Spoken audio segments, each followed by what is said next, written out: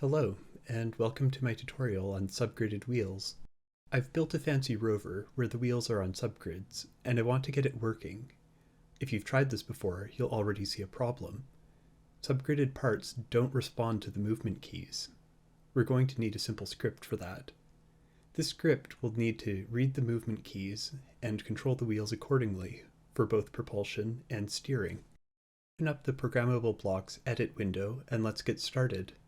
If the button for Edit is disabled, you need to change the settings in your save to enable scripts. At the start of the file, we should declare the parts of the vehicle we want to use.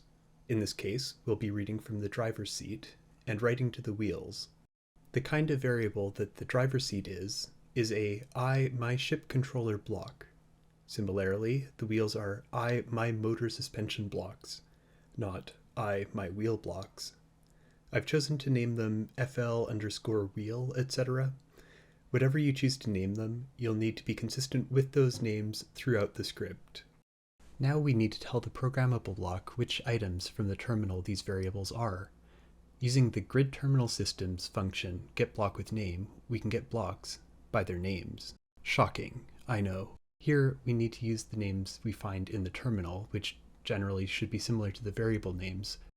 Since we need the script to run continuously, we need to set the update frequency. This will cause the main loop to run every tick once we start the program. A tick is the smallest interval of time in the game and represents a 60th of a second. The code compiles, so far so good, right? Oh no, the code is broken!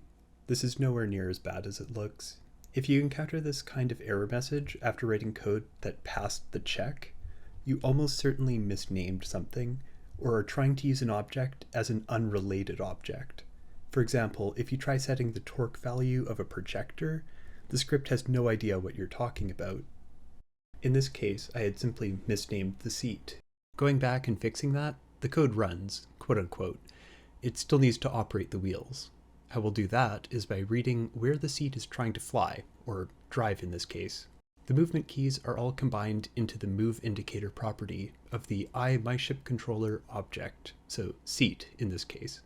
They're stored as a 3D vector with x, y, and z corresponding to right, up, and back, respectively.